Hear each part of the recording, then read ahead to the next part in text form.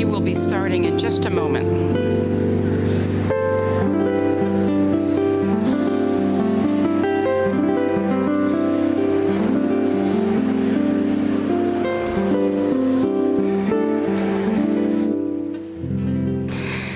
On behalf of the family and First Church in Cambridge Congregational, it's my honor to welcome you to this celebration of the life of Rachael Solem. As we like to say here at First Church, you are welcome here wherever you find yourself on your life's journey. This room is often a place of prayer, but I think you'll agree it's large enough and expansive enough to hold all of us today, prayers and non-prayers alike. It's large enough to hold us and to hold all that we are holding as we gather to remember one who was so dear and so important to so many people. My name is Kate Laser. I'm one of the ministers on staff here. My special focus is on our church's ministry of hospitality to homeless and food insecure neighbors. Welcome is important to us here at First Church. So I want to let you know that there are rocking chairs there in the back for families with young children, restrooms at the end of the hall just through that door, 2 restrooms at the bottom of the ramp, and 4 more at the top of the ramp, because bodies are also welcome here. What better way to honor Rachael than by offering each other the same kind of warm hospitality she offered the world in her family life, in her friendships, her collegial relationships, and her work. Rachael embodied the grace of welcoming. This being human, wrote the poet Rumi, is a guest house. Every morning, a new arrival, a joy, a depression, a meanness, some momentary awareness comes as an unexpected visitor. Welcome and entertain them all. A guest house, how appropriate. So in the welcoming spirit of Rachael, keeper of guest houses, let's welcome into this space whatever comes, love and deep affection, tears and gratitude and laughter, and perhaps some honest indignation that Rachael's life had to end so soon. And we'll share stories, but only a small sample right now. The stories will continue and continue. Later today at a reception at 33 Dunster Street, immediately following the service, and in the days and years to come. To start us off, Rachael's daughter Brianna has brought us a poem by Maya Angelou.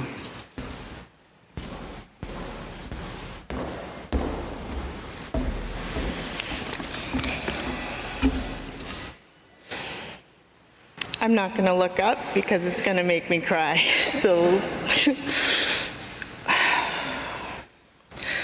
when great trees fall. When great trees fall, rocks on distant hills shudder. Lions hunker down in tall grasses, and even elephants lumber after safety. When great trees fall in forests, small things recoil into silence, their senses eroded beyond fear. When great souls die, the air around us becomes light, rare, sterile. We breathe briefly, our eyes briefly see with a hurtful clarity. Our memory, suddenly sharpened, examines, gnaws on kind words unsaid, promised walks never taken. Great souls die, and our reality, bound to them, takes leave of us. Our souls depend upon their nurture, now shrink wizened. Our minds, formed and informed by their radiance, fall away. We are not so much maddened as reduced to the unutterable ignorance of dark, cold caves. And when great souls die, after a period, peace blooms slowly and always irregularly. Spaces fill with a kind of soothing electric vibration. Our senses restored, never to be the same, whisper to us. They existed. They existed. We can be and be better, for they existed. My mother's existence is what brought us all here today.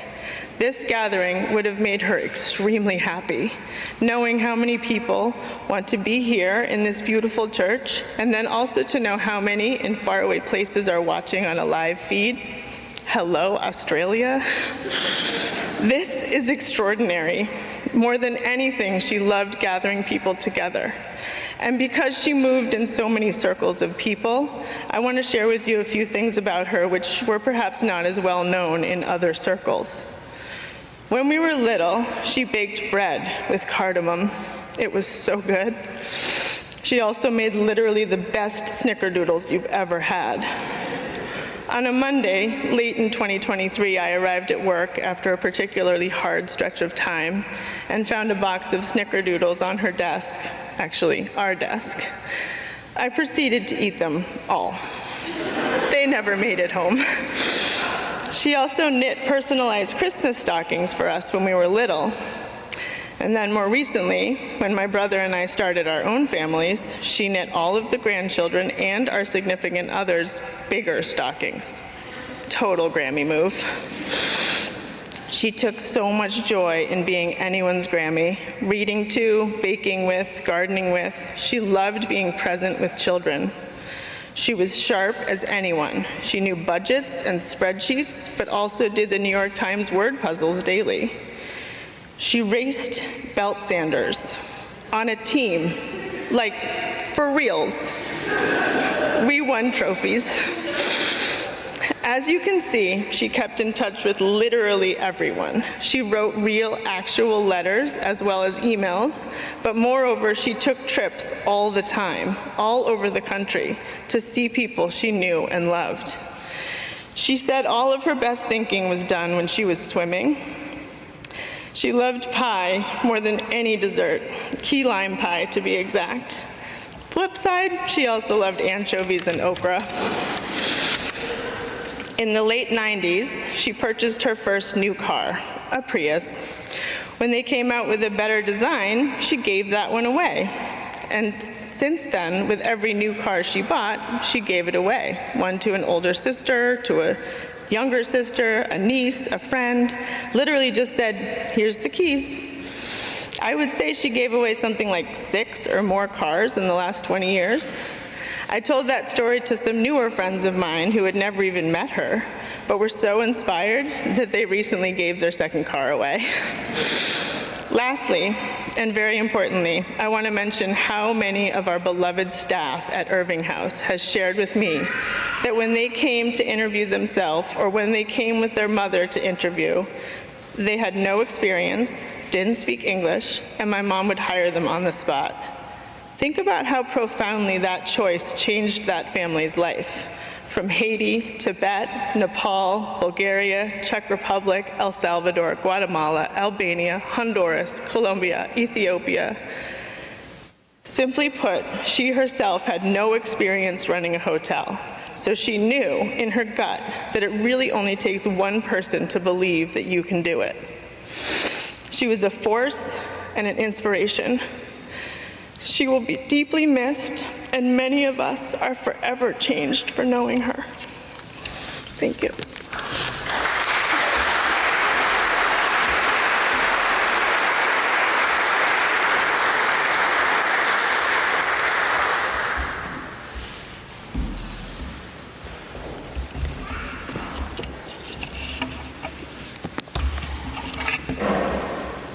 Hello.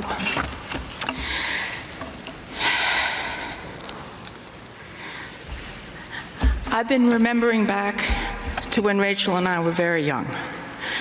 By the time Rachel was 3 and I was 5, we were good pals.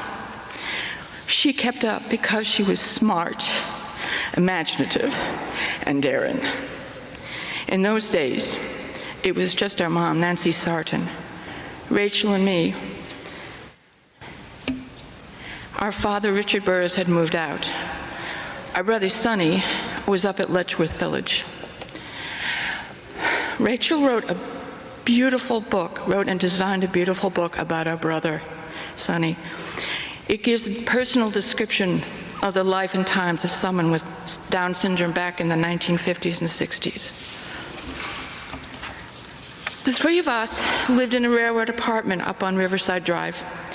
This 6-story building was a charmed place. There were many young families. A lot of the children were in the same age range, and many of the parents were artists, musicians, and writers. But mostly, I remember the moms. Many became good friends and helped each other with childcare as they pursued their budding careers. These friends kept in touch all their life. We called ourselves the Never Never people, like Peter Pan. The kids had the freedom to run around the halls, visiting each other and ringing on doorbells. Rachael was the youngest of our gang, but she mostly kept up. Rachael and I shared a bedroom right near the front door. On nights when our mother was out at a chorus rehearsal or performance, one of the other moms would come by and periodically poke her head in and check up on us. But we had plenty of time to get into mischief. We had trundle beds, which were great for making double-decker tents and tunnels out of our bedding. We made up monsters. Rachael named one monster Mr. Eaterbiter. Talking about it a few years ago, we remembered Mr. Eaterbiter was a shadow that was cast by the streetlights of Broadway onto a chair that was right by the window. It created a spiky, spooky shadow that looked like a spider. It was a good, scary monster. But eventually we claimed it as our monster, and it protected us. We played a game in the kitchen. It was a small galley kitchen with room for a table and a washing machine.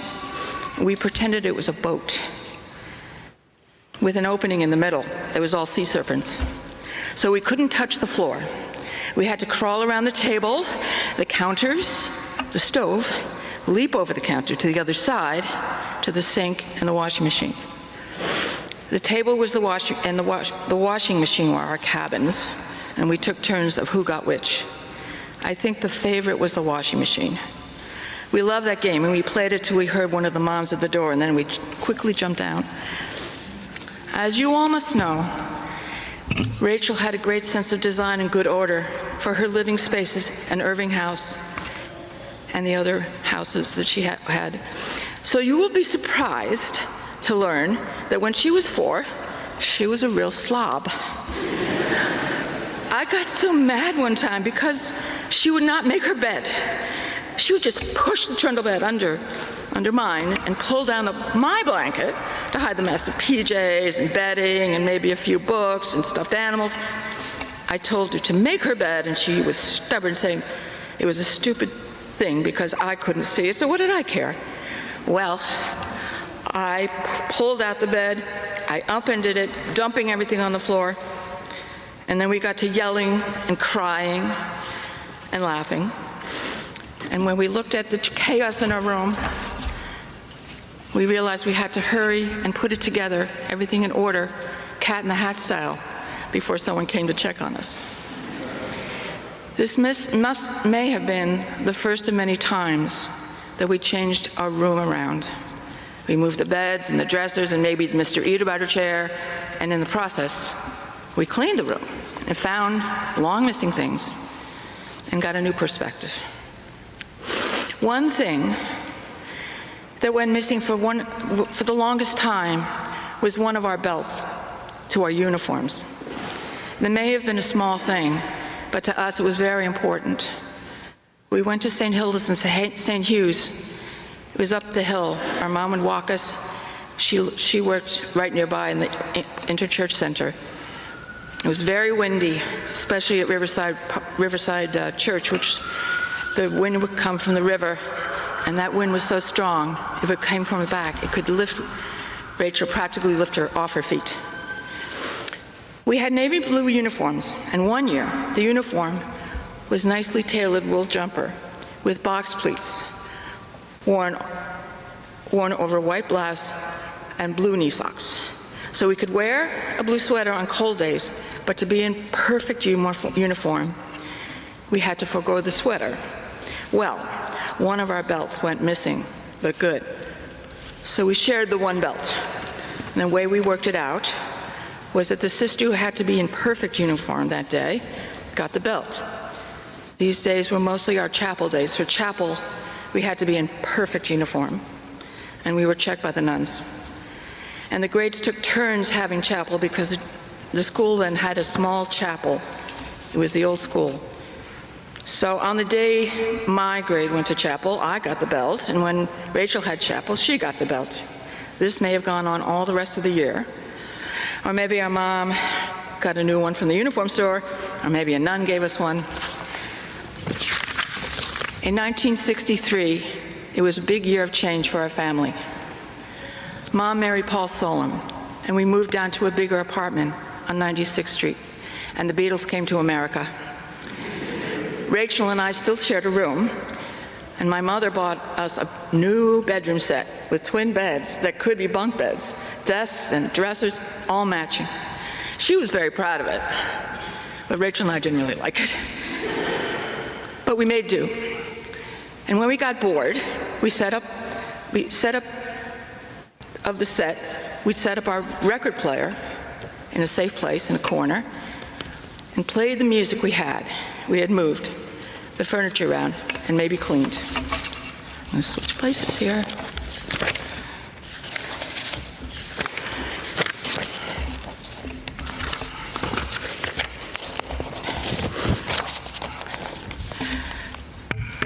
Oops, all right.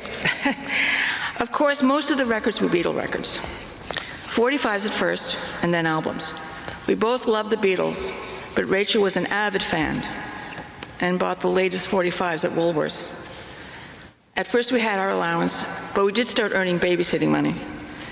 Being older, I had more babysitting jobs than Rachel, but in the summer that we were 13 and 11, we set up a small daycare center. We already had a job looking after our brother Vic that summer. So we got the idea to expand and offer daycare to some of the kids in the building. Rachel brought her creativity, I brought my experience, and we made flyers and put them in the elevators in the laundry room, and we got a small group of kids. We gave them lunch, we took them down to Riverside Drive Park, and maybe got them to nap. It worked out great, and we made some decent money for young teenagers. I saved most of mine, but Rachel spent hers on this and that, but mostly on albums. I did buy a few, and between us we had every Beatle album that was available in the States at that time, and the Dave Clark 5, and the Rolling Stones. A few years ago, I came across a piece of paper tucked in a small box with other mementos. Rachael and Melanie have agreed to share, and crossed out as something, albums that one or the other gets. Signed, Melanie and Rachael. Witnesses, Susan Farron and Miriam Laborto Ellis, and underneath starred and 45s. I told Rachel, I'm guessing this agreement got written up after we had a fight about playing a record that belonged to the other sister. I told Rachel I had found this almost legal document, and we had a good laugh. Initially, I was surprised that I had kept this piece of paper so long, and then I realized that it was an excellent agreement for me. Rachel had bought the bulk of the records, and I had the right to play them anytime I wanted. That's the way Rachel was. She was exuberant, joyful, and most of all generous. She loved to party, she loved to dance, and she loved her family and friends. In the spring of 1969, we all moved to a big house in Staten Island. This house had 15 rooms, 8 of which were bedrooms. Rachel and I got our own rooms. We took the ferry into Manhattan to go to school, but we went to different schools. Rachael proved to be way too wild for St. Hilda's. So we grew apart, a little apart, but one day, that summer, Rachael asked me if I wanted to get tickets to this music festival she'd heard about. I didn't think we could get tickets, but she assured me we could, and I wasn't sure Mom would let us go or how we'd get there. But she said she was going to go visit a friend in Port Jervis, and that friend's older sibling would drive us up. I declined, but I promised I wouldn't tell Mom. So off Rachael went, and I didn't tell Mom until later that weekend. We were watching the news and saw reports of a wild scene, a big traffic jam and muddy fields, and thousands of young people somehow surviving it all. We were all worried, but Rachael got back safely and didn't get into trouble because we were so relieved. Rachael was daring and imaginative. She jumped into life. She was too impatient to finish high school. She got a job at the post office and took her earnings to fly over to France. And when she got back, she went to SUNY Purchase for a couple of years and was off again to a work-study at Arcosanti in Arizona. There she learned masonry, architecture, and most of all, community. Rachael loved community. When she got back from Arcosanti, she led a crew, our family, to build slate steps in the front door of our house and rebuild chimneys. She kept in touch with friends she met in her travels for years, and many till this day. She loved to write and wrote many letters. She also kept with touch with family, siblings, cousins, and step-cousins. With all the energy, smarts, and daring, when Rachael took on the project of renovating Irving House, she made a success. And that success she gave back. Generosity is her best descriptor. I know this personally. She was very generous to me and my family when we were going through hard times, and even when we weren't. It's the way she was. She embraced life she loved dearly, and she gave back without hesitation. I have one last story. It's not my story, but I'm going to tell it. About a month ago, my daughters Maeve and Katie and my granddaughter were up from New York City visiting us. Maeve's husband Brian was back in Brooklyn, and he decided to go check out a bar in another neighborhood in Brooklyn, a bar that he'd never been to before. It featured Irish musicians, a Seychun. It was packed at first, but the crowd thinned out, and he ended up sitting next to a couple more my generation, and they started chatting. And within 3 sentences, they figured out that they all knew Rachael. This couple, Kat and Bill, lived in the same house as Rachael in Jamaica Plain back in the 70s, almost 50 years ago. Brian said he broke down in tears at this sad coincidence. This seems more than a coincidence. A coincidence would be that they were in the same bar. What's magical is that they ended up next to each other and figured out so quickly that Rachael had been part of all their lives. You can call it a crazy coincidence, serendipity, magic, karma, spirit, a guardian angel. Rachael, I don't say goodbye. You're too much a part of me. I say I love you so.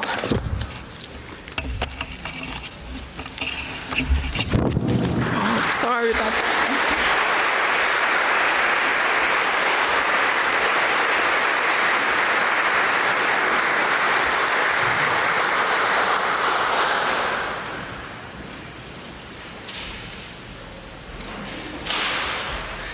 Hi, I'm Alan.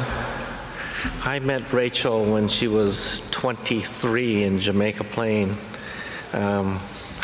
Several months before, she had home birthed Brianna on Robinwood Ave, and we raised our 4 children together, John, Elijah, Brianna, Jonah, and Amaranth. I was the photographer at John Elijah's home birth. Rachael was one of the several mothers that nursed my 2 children. We had countless number of play dates, meals together, walks around the Jamaica Plain. walks around the Jamaica Pond, walks through the Arnold Arboretum. We have years' worth of pictures of the children sitting on the horizontal branch of the amaranth tree, which is where my daughter got her name. Rachel and I bought a store together called Kid Stuff on Green Street, a children's consignment store.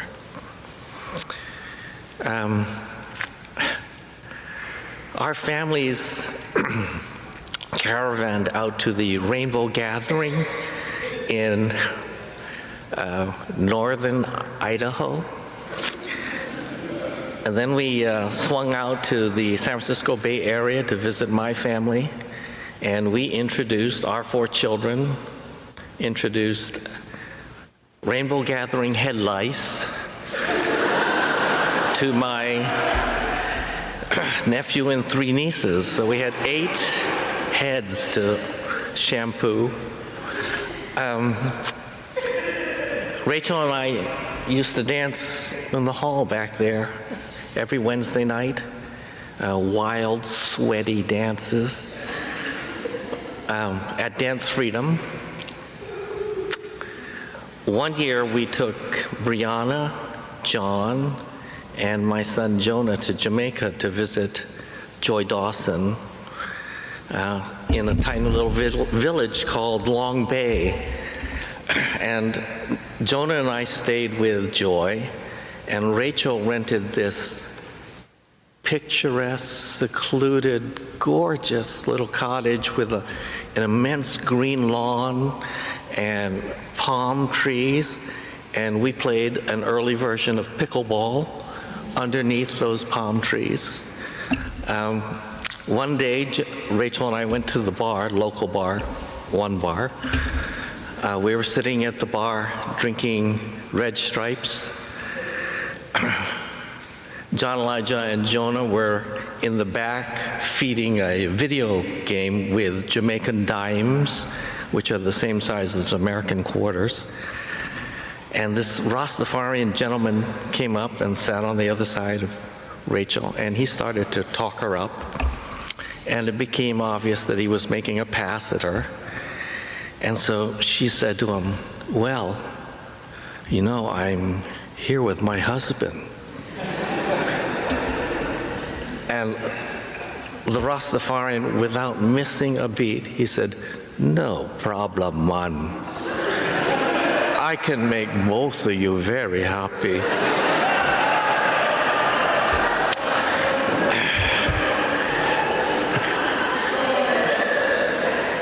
So for several years, Rachael used to throw a very large birthday party for the Jamaica Plain family.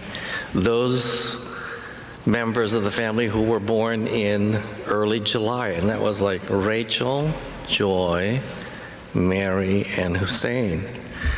And I would fly out from the West Coast and do whatever was necessary to prepare Bacon Street. My jobs were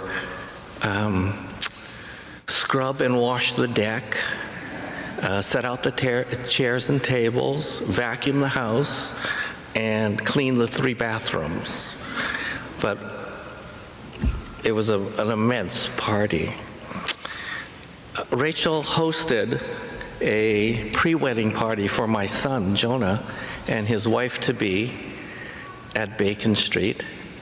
Jonah and Ambrose wanted Meredith, the wife-to-be, to meet the Jamaica Plain family. And her parents were there too. So they got to meet their Brianna and John, their Calabash siblings, Joy, our elder, and Rachael, their Calabash mother. About a year later, Jonah and Meredith drove up to us to spend the weekend with the Jamaica Plain family at the Onset Beach House. And that weekend, Jonah and Meredith found out that they were pregnant, and shared that with us at onset. So, Rachael left us Martin Luther King Monday. I got a call from Joy and a message from Fisher. I was crushed. I am crushed. I am heartbroken. I was so upset, so angry at the universe. I went to my dance class that Saturday, and the teacher happened to play a version of the Beatles song, Let It Be. Let it be. There will be an answer. I just couldn't figure what would possibly be the answer. And then several weeks later, I woke up, middle of the night, early morning, and I had my answer. Even though Rachael and I don't get the next 20 years together that I thought were ours, Rachael and I had a wonderful, loving friendship. That's her gift to me that I will cherish, and I will remember my friend, Rachael. Thank you.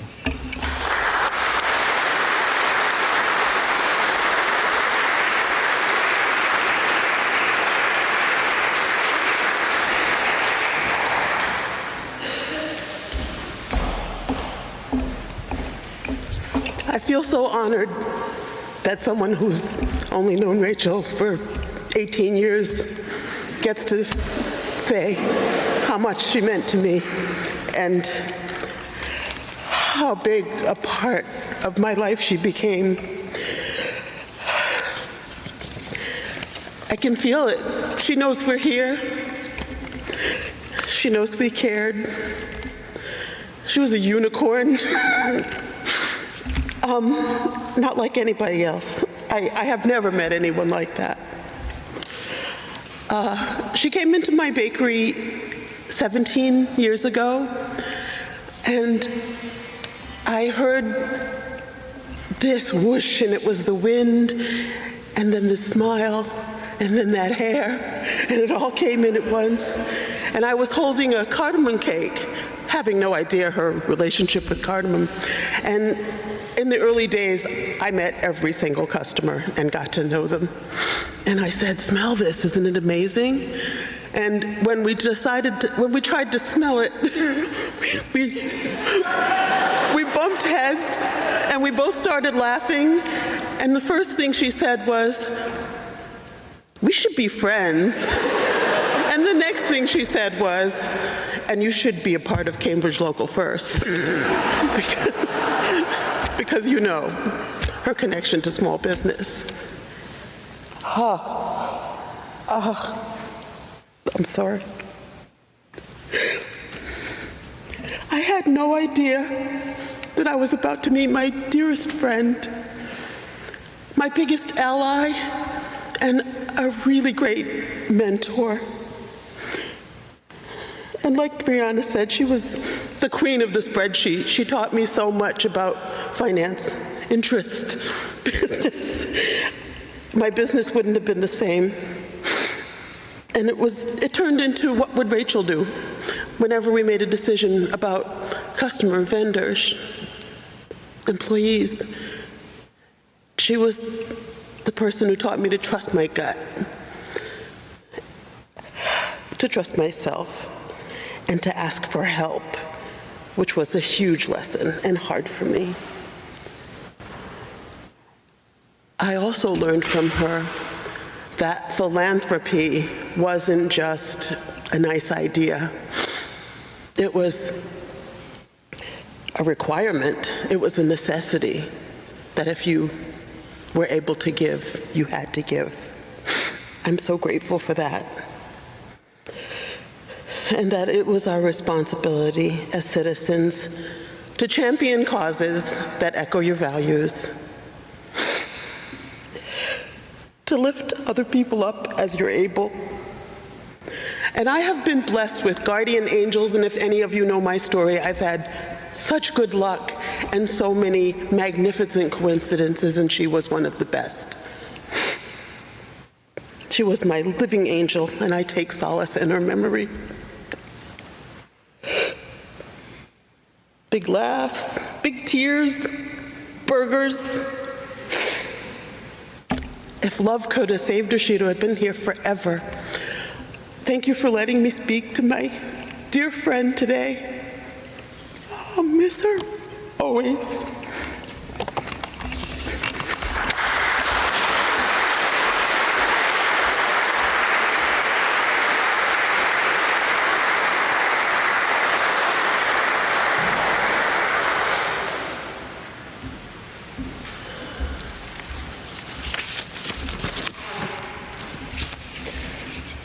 Good morning.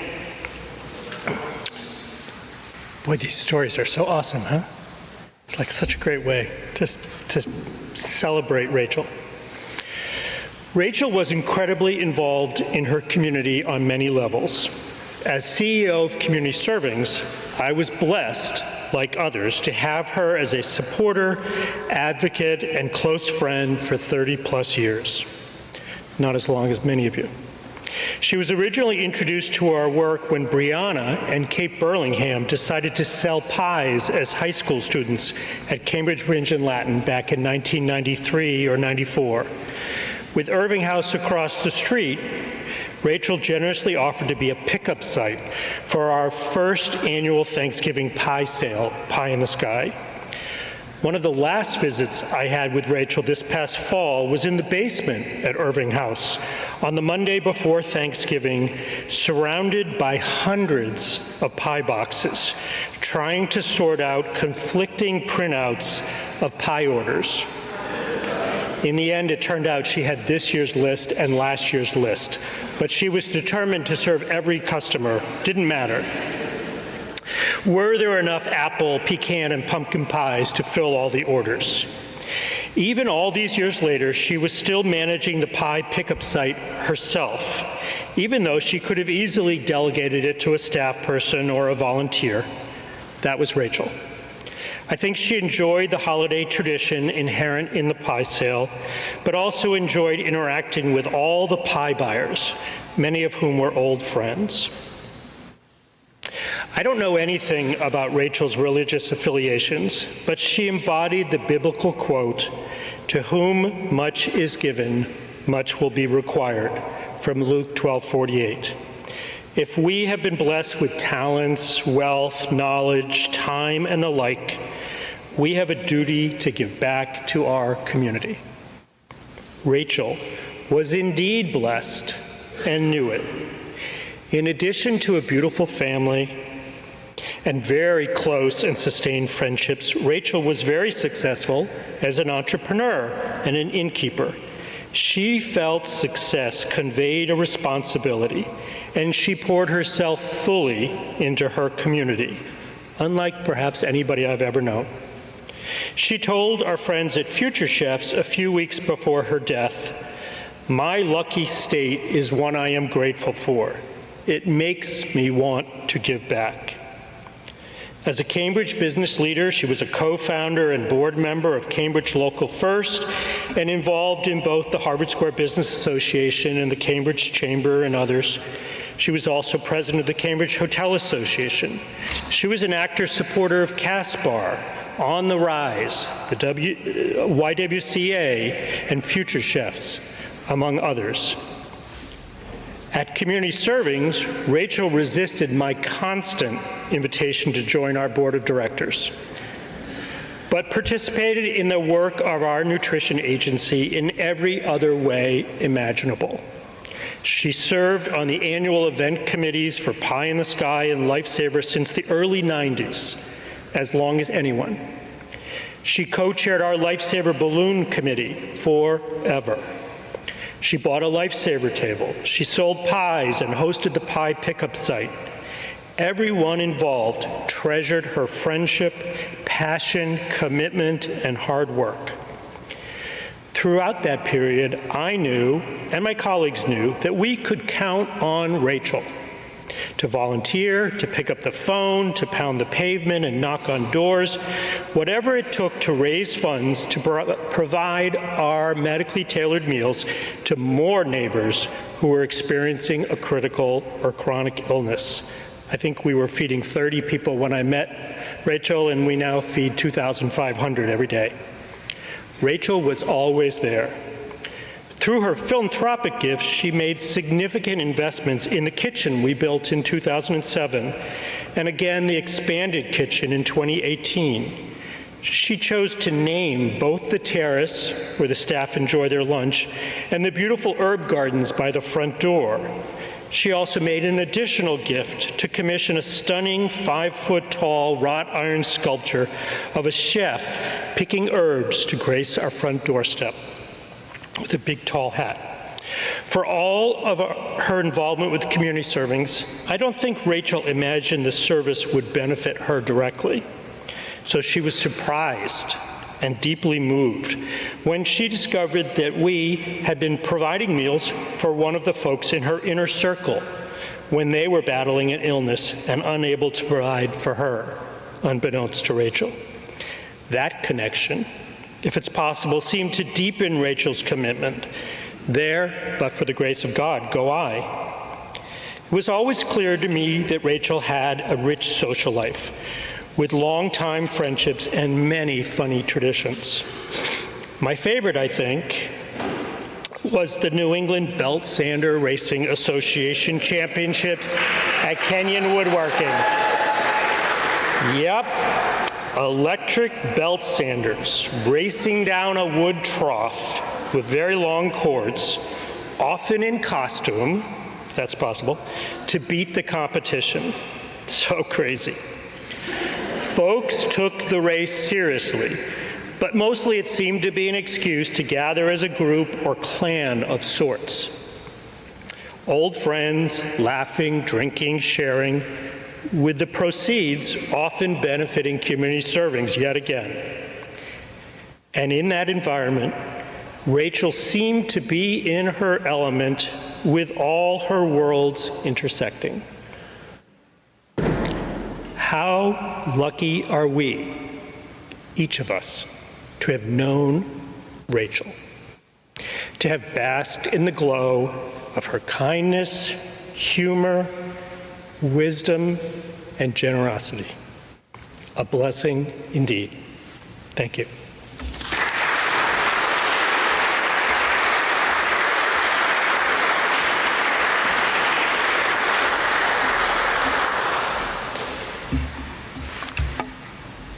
Thank you all for sharing your memories and reflections so beautifully and so vividly.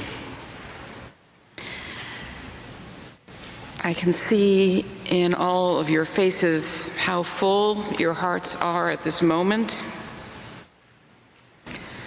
full of your own stories and your own memories, full of feelings for which there really are no words, but only heartfelt gratitude.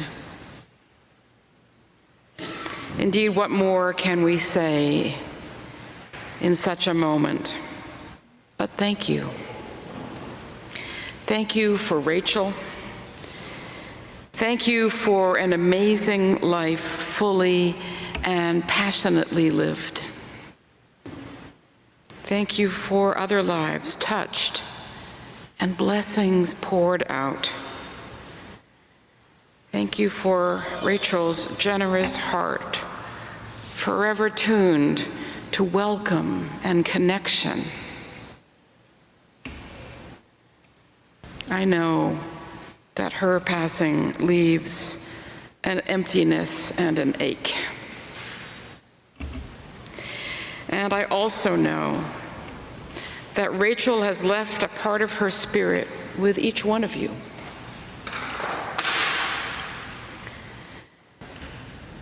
And my hope is that you each go on sharing that spirit with each other in the days and years to come. May you comfort each other. May you share the warmth of your heart. May you live generously and be a blessing to others as Rachael was a blessing. May you hold your dear ones close. That was something that Rachael did so well. She nurtured her connections, her family connections, her friendships, her work connections. She made sure that she stayed close to the people that she cared about. She would travel long distances to reinforce those connections. In that way, and in so many other ways, she set us all an example for a life generously lived. So may we carry her light with us in the days to come. And let the people say, amen. And now Deborah and Renee are going to sing us a closing song.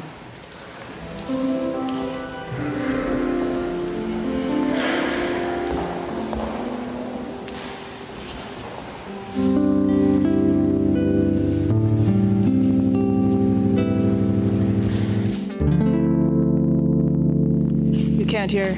Ah, you can hear. So I just want to say that Rachael purchased me at a Girls Leap event. I hadn't even gone there to be purchased. I was just there attending it, and she said, "Are you going to be auctioned off?" And I said, "No, unless you are going to bid on me." And she bid on me, and she won, and I so wanted her to win, and I won because I got to be friends with Rachael, and that's all I really wanted. And Rachael became such a huge part of my life, and she became the reason that I was able to finish something that I'd been working on for 50 years, not just because she sponsored this story that I'd been working on and helped me make it into a film, but because in our walks every Tuesday morning, I would tell her a story that didn't exist yet. And as I told her, the story began to exist. And I started just taking my phone with me and recording what I was saying because I realized I was writing it in her presence. Her presence was writing this story with me. So Rachael is such a huge part of all our stories. And this is a song that has a part for you too. It's called Dream a Little Dream of Me. It's on the back of the... It's on the back of the thing. Yeah. And we've also put some ringers in the audience to help you sing. All right, here we go.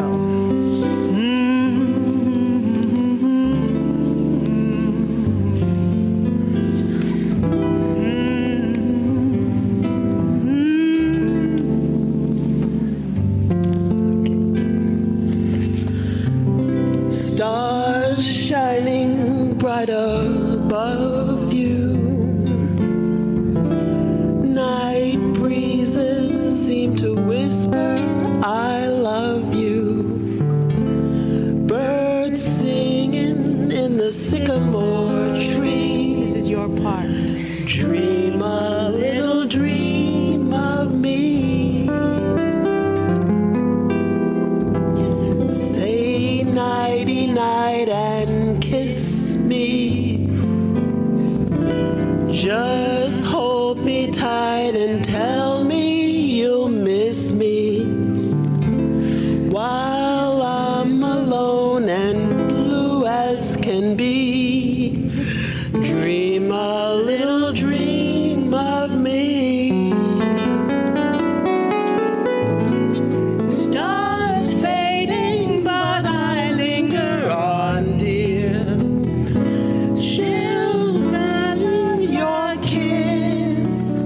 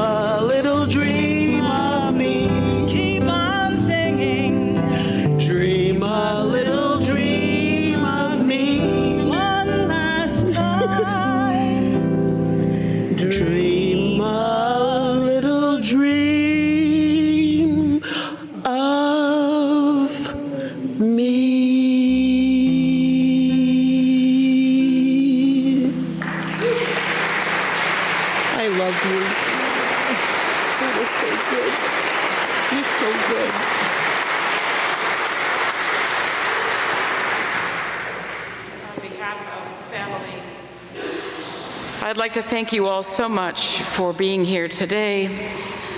I've been told that in just a moment, musicians Bill Trabilsi and Second Line are going to play us out right out those back doors there. Feel free to follow them out to Garden Street and down to 33 Dunster Street for a reception hosted by the family. But first, in a spirit of blessing, go now from this place, bearing with you the light of Rachel's spirit. May the love and friendship you shared with her in this life be a source of strength and inspiration for you moving forward. May her memory remain bright, and may it be a source of comfort to you today and in the days to come. And may peace be with you and remain with you now and always. Amen.